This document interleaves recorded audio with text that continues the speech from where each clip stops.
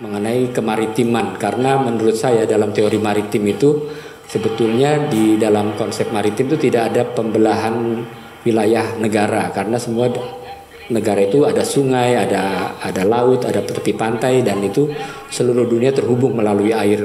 Karena itu menurut saya orang-orang Bugis sudah benar gitu, mereka hidup di atas air gitu.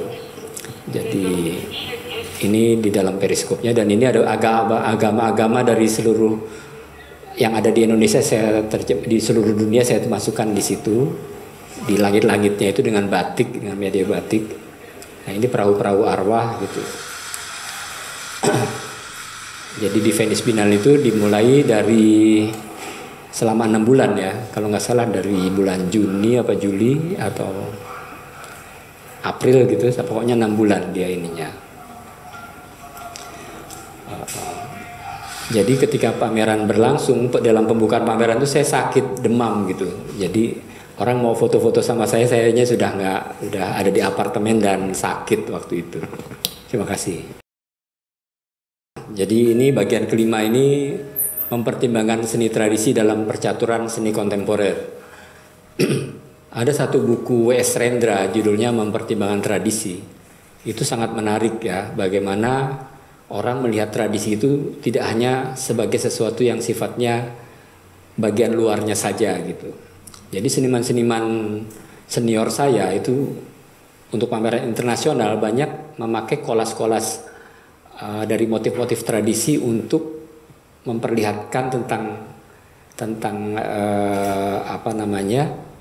persoalan identifikasi ya, persoalan identitas keindonesiaan melalui misalnya motif parang rusa, misalnya motif misalnya megamendung dan lain-lain ya di dalam batik gitu. Tapi itu kolas gitu, itu tempelan gitu.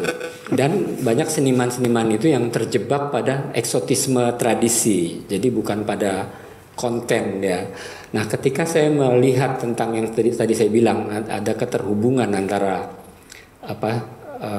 disiplin seni yang tidak terkotak-kotak ya dalam tradisi itu, bahwa misalnya orang-orang di Bali gitu ya, habis bertani pulang ke rumah mereka melukis, ada yang buat patung, ada yang nembang, ada yang main wayang.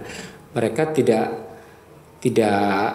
terkotakkan oleh kotak-kotak kebudayaan dalam seni modern gitu.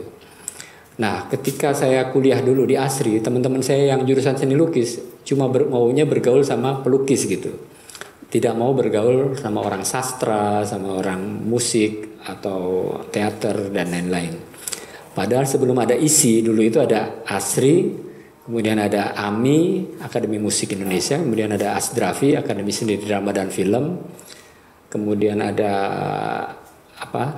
Akademi Seni Tari, ASTI. Jadi setiap bulan purnama kita membuat pertemuan antar seniman-seniman ini gitu. Jadi kita patokannya bulan purnama, terus antara teman-teman seni tari, seni teater, musik, seni rupa dan desain kita kumpul di biasanya baca puisi. Biasanya kita untuk ininya baca puisi supaya tidak terganggu dengan kompetisi disiplin ilmu kita gitu.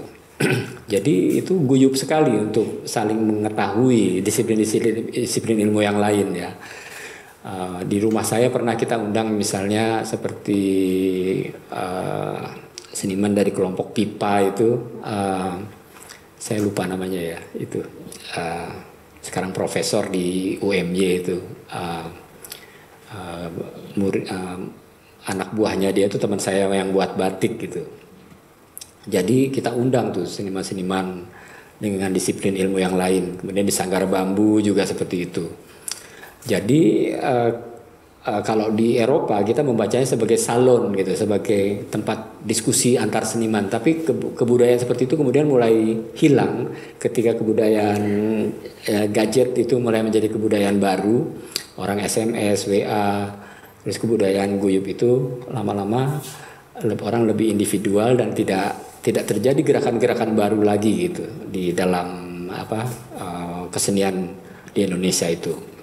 Jadi seperti di Bali ini ada di daerah Kelungkung gitu ya, ada gaya Kamasan gitu ya, lukisan gaya Kamasan. Kemudian ada wayang golek ya, seperti di Jawa, mana di Jawa, di Cirebon misalnya itu. Terus mungkin slide berikutnya. Kemudian ada yang wayang beber, ada lukisan kaca gitu ya.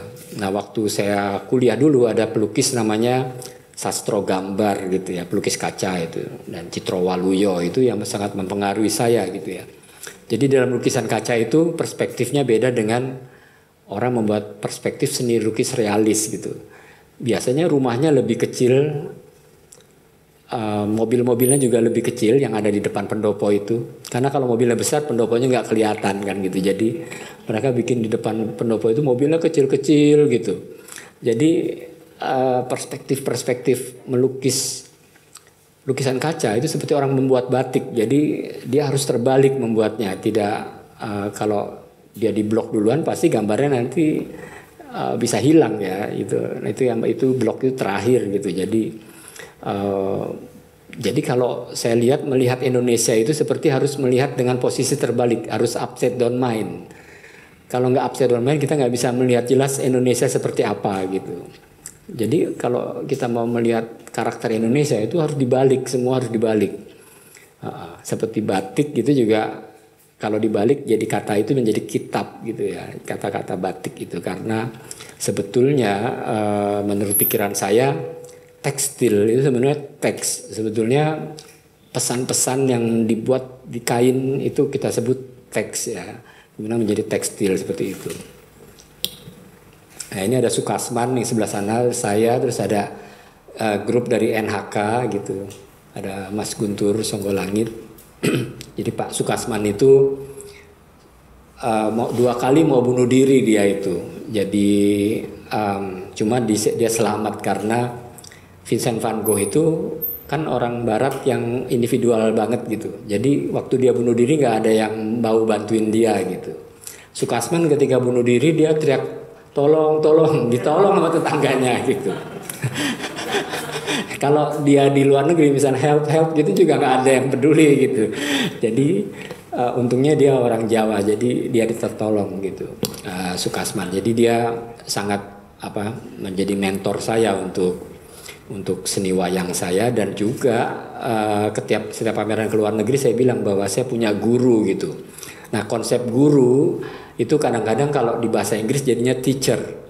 Nah teacher dan guru itu saya kira sesuatu yang berbeda penghargaannya gitu. Nah kita di sini mulai malah mereduksi guru jadi teacher gitu. Jadi padahal guru itu harus kita cari gitu ya, seseorang yang kita cari sebagai guru. Kalau kita masuk ke kampus ya dosennya itu atau gurunya itu kita nggak bisa mengelak karena itu mungkin bukan yang kita cari gitu. Tapi kalau guru itu seseorang, siapapun orangnya atau figurnya yang memang kita mencari itu sebagai guru gitu. Itu yang kita melihat tradisi itu saya kira penting ya, karena kalau pemerintah atau institusi swasta melihat tradisi atau seni tradisi dan mencoba untuk melestarikannya, tapi tugas seniman adalah menciptakan tradisi baru gitu. Jadi tugas seniman bukan melestarikan tradisi. Seniman itu harus membuat pakem-pakem baru yang kalau dia membuat pakem-pakem baru berarti dia dianggap orang yang kreatif gitu. Tapi kalau tugas pemerintah kan memang bertugas melestarikan apa yang sudah dianggap adiluhung, yang sudah dianggap baik, itu dilestarikan. Kalau seniman juga ikut-ikut melestarikan, seniman nggak ada kerjanya nanti untuk melihat tradisi sebagai sesuatu yang berjarak gitu ya. Nah kalau waktu saya kuliah dulu, saya melihat tradisi itu seperti ini metaforanya. Kalau saya melihat planet Mars ya atau planet yang lain, saya menganggap bahwa planet itu tidak bergerak. Begitu juga makhluk-makhluk asing yang melihat bumi dari planet mereka, kita seperti tidak bergerak gitu ya. Tapi ketika orang-orang dari planet lain datang ke bumi, mereka bisa melihat kecepatan orang berjalan, kecepatan orang naik sepeda, kecepatan orang naik motor, kecepatan pesawat terbang, dan buminya juga bergerak. Ya, Jadi dinamika dalam seni tradisi itu kalau dilihat dari luar itu seperti tidak bergerak karena orangnya melihatnya dari jarak yang jauh. Tapi kalau orang masuk ke dalam, orang-orang yang berada dalam seni tradisi, kita lihat dinamikanya bukan main gitu. Nah makanya ada orang yang misalnya tidak mau nanti disinggung-singgung jadi seniman tradisi, seperti alergi terhadap seniman tradisi. Tetapi kita melihat tahun 20-an ya, tahun 20-an, tahun 30-an itu ada yang namanya Pitamaha di Bali itu. Dan tokoh-tokohnya bukan orang Indonesia. Jadi ada Theo Meyer, ada Fakarubias, ada Walter Spies ya. Macam-macam itu mereka bikin Pitamaha karena ada gaya ubud, gaya batuan, gaya kamasan ya. Mereka peduli kepada takutnya nanti turisme yang menghancurkan mereka gitu, dibuat pita yang besar untuk menyatukan gitu ya. Nah sementara waktu saya bikin Kuda Binal itu sebetulnya konsepnya sama. Saya nggak mau, atau bikin wayang legenda itu nggak merasa takut ya, nggak sebagai seniman tradisional, karena bagaimana seni itu bisa dikembalikan ke kebudayaan gitu. Kalau orang bikin kue, kue ini jangan hanya diambil tapi harus bikin kue-kue baru untuk meregenerasi seniman-seniman berikutnya untuk mendapatkan bagian dari inspirasi itu. Kalau semua ambil terus panggil lawyer, panggil ini nggak, orang nggak boleh bikin seperti ini hak cipta saya, sehingga seni tradisi itu menjadi hilang gitu. Kalau menurut pikiran saya seperti itu. Udah. Oh ada itu video.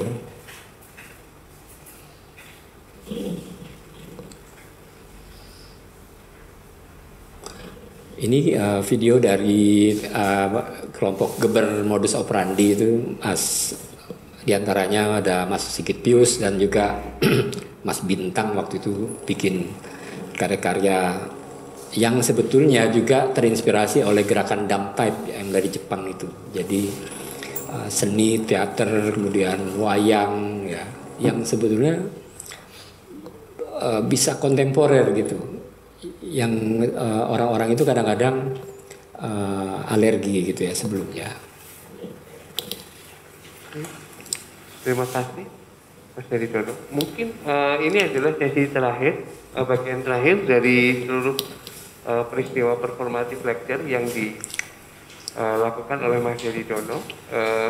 Mungkin ada pertanyaan dulu atau tanggapan untuk yang sesi bagian kelima ini tadi dari teman-teman. Oke, silahkan. Ada belakang dulu. Oh, belakang dulu ya. Ya, nggak apa-apa. Silahkan. Iya, nama saya Sinta. Saya dari Aji Jogja. Saya bekerja untuk Tempo.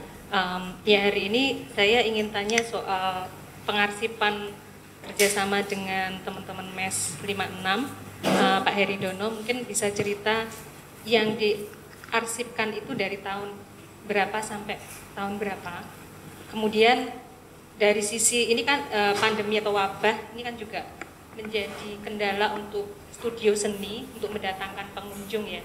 Nah, mungkin Pak Heri Dono bisa menjelaskan bagaimana proses sulitnya atau mungkin mengalami berbagai persoalan untuk mendatangkan pengunjung ke studio seni ya. Saya kemarin menulis yang di Sri Sasanti ya, pamerannya Pak Heri Dono ya. Tapi mungkin saya ingin lebih mengeksplorasi bagaimana upaya seniman untuk mendatangkan pengunjung di masa wabah atau pandemi seperti hari ini ya, dengan proses lecture semacam ini begitu Pak. Terima kasih. Iya, terima kasih Mbak Sinta ya. Jadi kita mengarsipkan dari tahun 79 sampai hari ini kita arsipkan gitu. Tetapi juga kesadaran pengarsipan itu saya sudah sadari dari awalnya gitu ya. Cuma nggak semua arsip bisa terkumpul gitu ya, karena tahun 76 ketika terjadi banjir di Jakarta banyak arsip-arsip saya yang nggak bisa saya selamatkan gitu, karena bangun tidur langsung semuanya sudah tergenang di air gitu. Itu sehingga saya selalu mengatakan bahwa saya mulai berkarya dari tahun 77 dan arsip-arsipnya juga nggak ada gitu ya waktu itu. waktu saya memutuskan diri menjadi seniman waktu saya umur 17 tahun. Jadi waktu saya umur 17 saya menganggap bahwa saya ingin memiliki profesi yang saya itu tidak bisa dipecat, saya itu tidak bisa pensiun dan selalu sama dengan siapa saja gitu. Waktu saya umur 17 tahun. Jadi saya berkarya karena saya ingin dari awal ingin jadi senimannya itu. Terus ketika tahun 87 sebelum saya diwisuda, sebelum acara itu harusnya saya selesai tahun 87 diisi, saya yang minta keluar gitu. Saya yang menganggap bahwa saya sudah selesai gitu. Jadi karena saya lembaga, setiap orang adalah lembaga, jadi setiap orang berhak untuk menentukan dirinya gitu. Nah, untuk pameran, untuk acara-acara di Studio Kalahan itu kita memang masih menunggu institusi lain ya, seperti pameran Artjok ya, kemudian di Tirto di Puranling ya, dan di galeri lain yang sudah boleh membuat acara-acara di MES 56 misalnya atau di mana tempat lain. Jadi asal memakai protokol kesehatan COVID-19 gitu. Jadi memakai masker, menjaga jarak, cuci tangan di air yang mengalir. Kalau di Jogja ditambah lagi menghindari daerah kerumunan seperti itu. Jadi selama kesadaran itu ada, saya kira kehidupan akan berjalan terus gitu. Jadi bukan terus harus kita menghindar dari epidemi ini, karena epidemi ini bisa dihindari ketika kita mengikuti protokol yang ada gitu.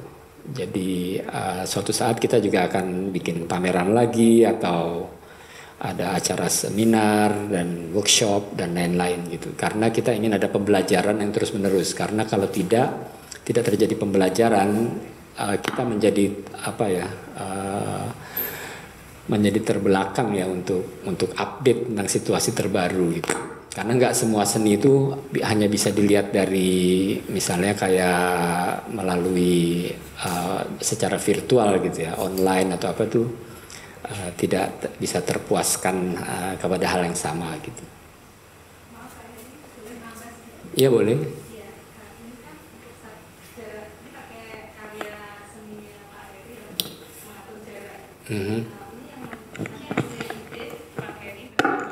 MES 56 atau Pak Heri sendiri ini ada ya sebenarnya kalau saya sih idenya sama-sama gitu ya semuanya. Jadi tapi bahwa karena saya seorang animis ya, seorang animis yang mempercayai bahwa segala benda punya roh ya, itu jangan-jangan karya seni ini juga punya opini atau punya pendapat.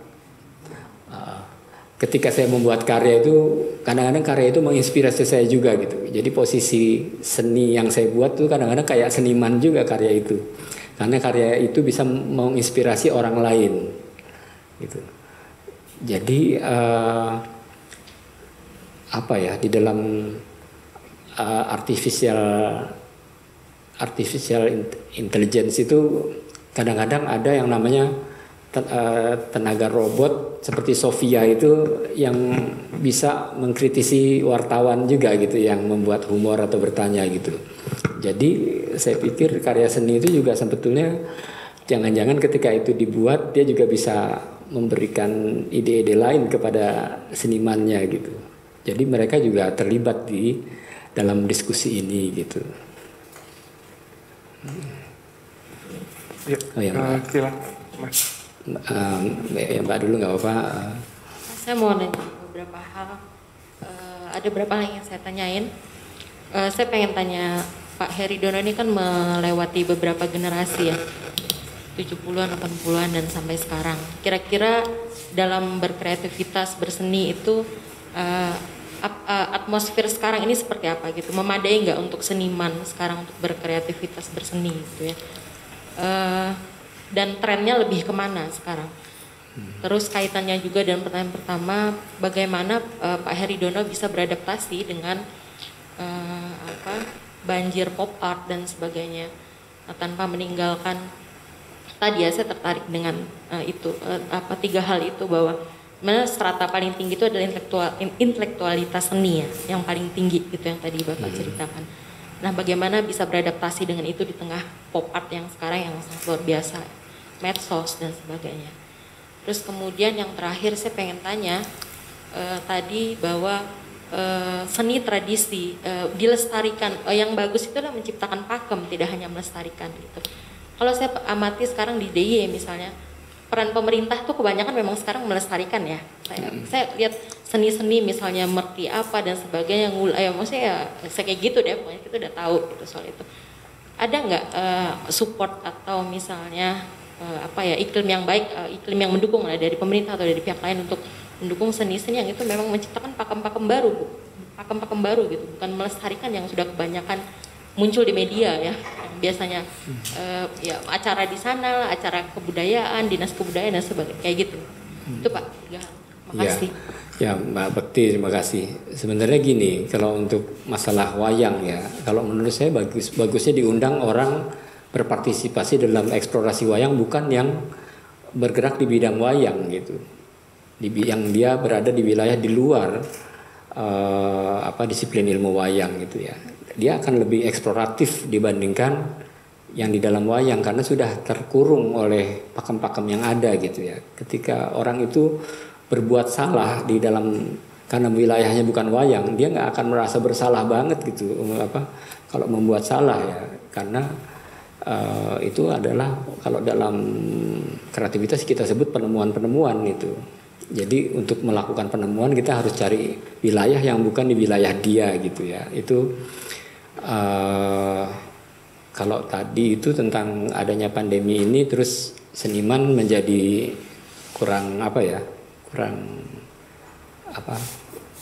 kreatif atau gimana gitu ya. Sebetulnya kita ini kan masuk ke dalam kebudayaan teknologi 5.0G ya, atau 4.0G gitu, dimana dunia persatelitan itu menjadi satu kebudayaan di mana kita nggak bisa lepas ya dari kebudayaan.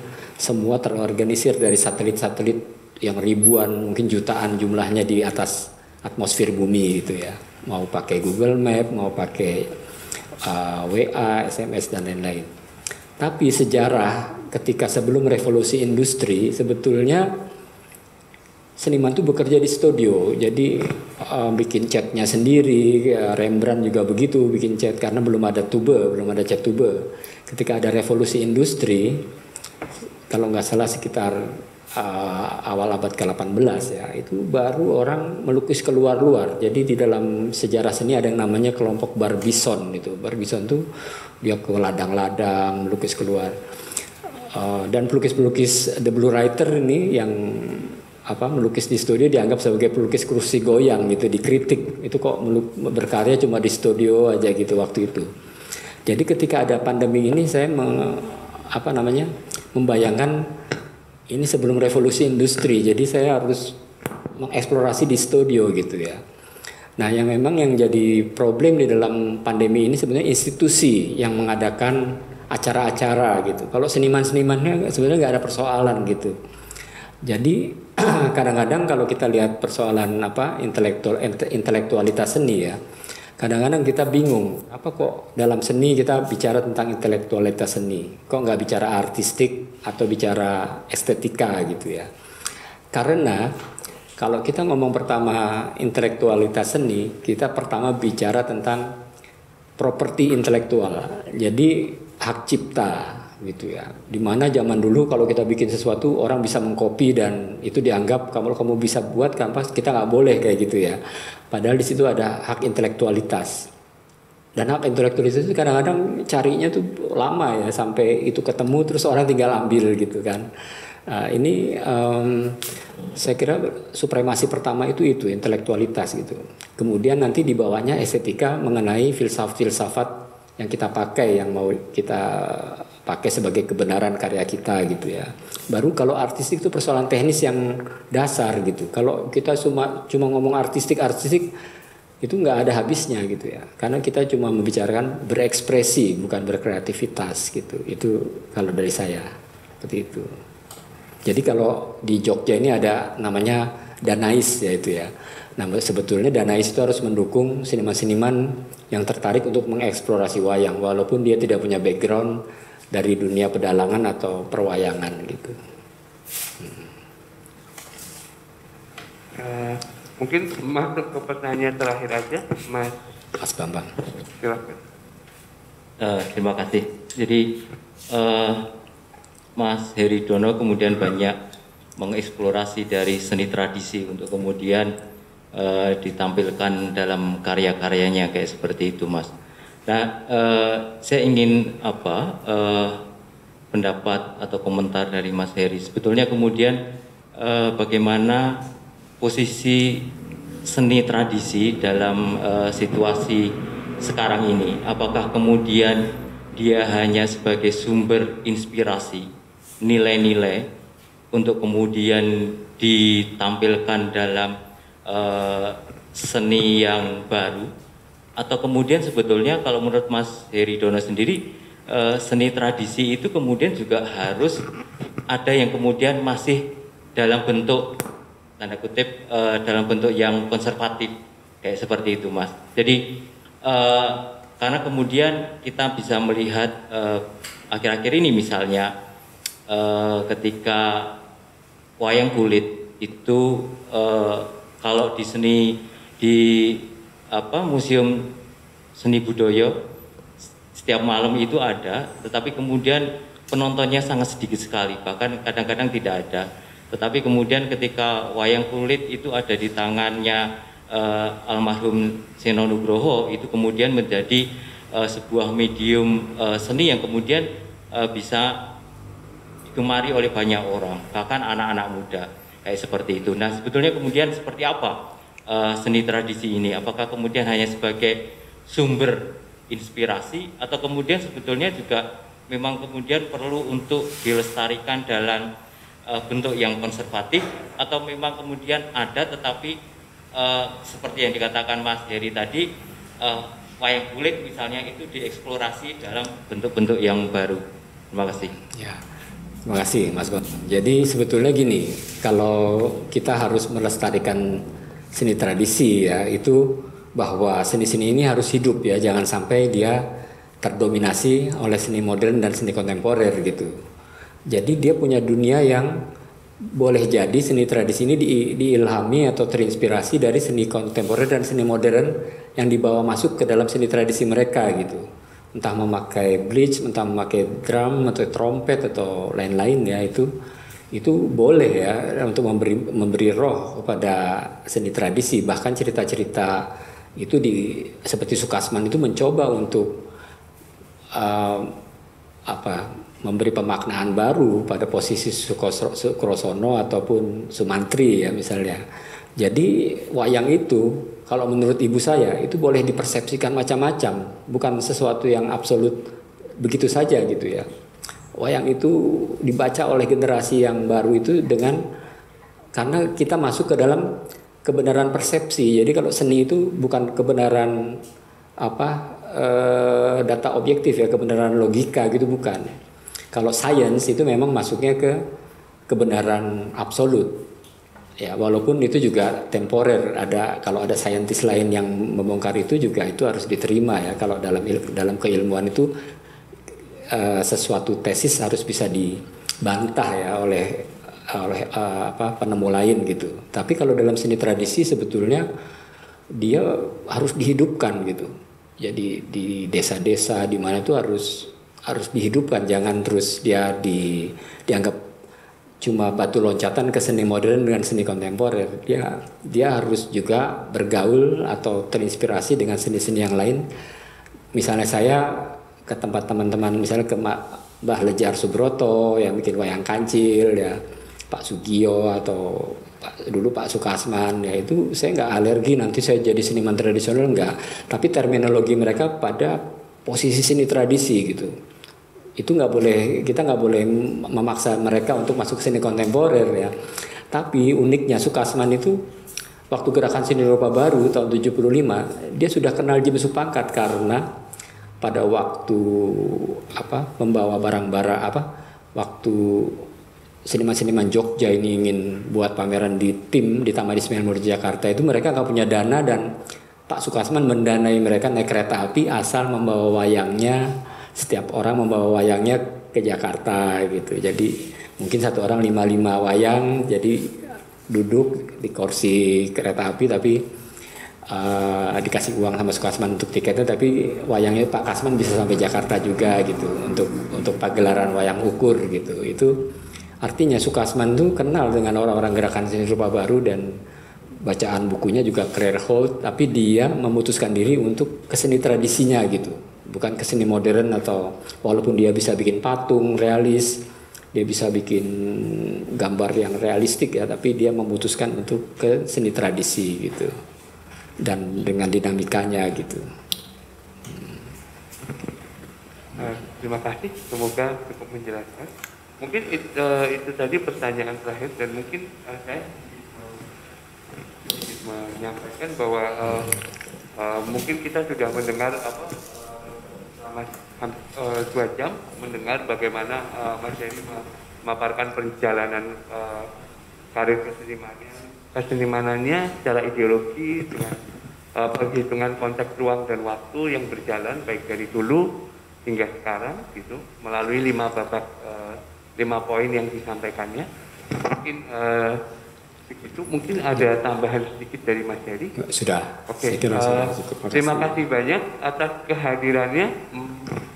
Mungkin nantikan beberapa peristiwa lanjutan dari hari ini gitu yang masih akan berlanjut hingga